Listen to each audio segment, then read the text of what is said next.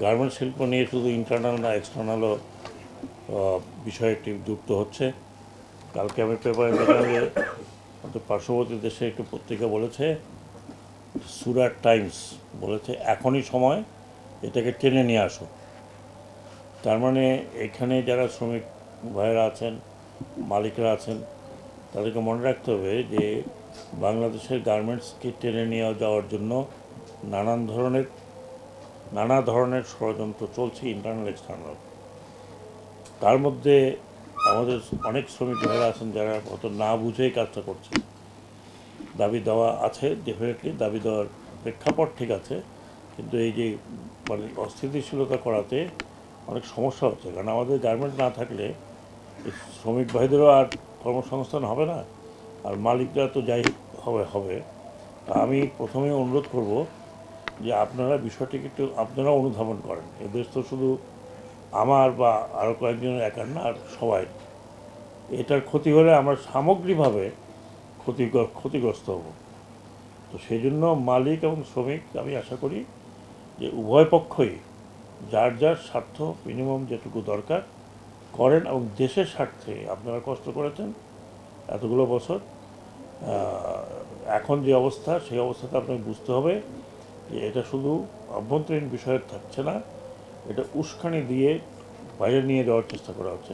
আমার কথা যদি আপনারা বিশ্বাস না করেন তাহলে সুরাট টাইমসের আজকের ওখানে দেখেন যে লেখা আছে স্পিচ ইন টাইম। তার মানে এখনই যা করার এখনই করো, এখনই সুতার করো। তো এটা তো অনেক আগের কথা, এটা আমরা জানি।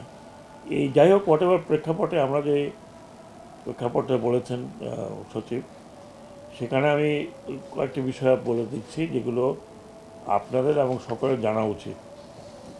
বলা হচ্ছে বিদ্যমান শতকরা 5 ভাগ বেতন বৃদ্ধির সাথে আরও শতকরা 4 ভাগ যুক্ত করে সর্বমোট 9 ভাগ বাৎসরিক ইনক্রিমেন্ট বৃদ্ধির সুপারিশ করা হলো। হ্যাঁ হ্যাঁ হ্যাঁ, শতকরা 9 ভাগ বাৎসরিক ইনক্রিমেন্ট করা হলো। তার মানে যার বছর শেষ হবে তার ইনক্রিমেন্টের সাথে তিনি 4% পাবেন, অতিরিক্ত 4%, যেটা উইল মেক ইট 9%। কারণ শতকরা 5 ভাগ বেতন বৃদ্ধি, তার সাথে এটা যুক্ত হবে।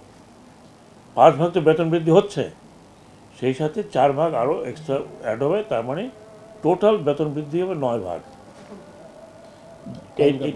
এটা টাইমটা আমি বলছি। নিম্নতম মজুরি বোর্ড কর্তৃক নির্ধারিত বাৎসরিক ইনক্রিমেন্ট অর্থাৎ শতকরা 5 ভাগ বিদ্যমান থাকবে, রাইট। কমিটি কর্তৃক সুপারিশকৃত বাৎসরিক ইনক্রিমেন্ট শতকরা 4 ভাগ বৃদ্ধি 1 ডিসেম্বর 2024 থেকে কার্যকর হবে, যা জানুয়ারি মাসে প্রদীয় বেতনের সাথে প্রদান করতে হবে। ঠিক আছে, তার মানে নেক্সট যে বেতনটা আসতেছে ওটার সাথে দিতে হবে। বেতন বৃদ্ধির সাথে বাংলাদেশ শ্রম আইন 2006 সর্বশেষ সংশোধিত সম্পর্কিত অন্যান্য সুবিধাদিও প্রাসঙ্গিক হবে।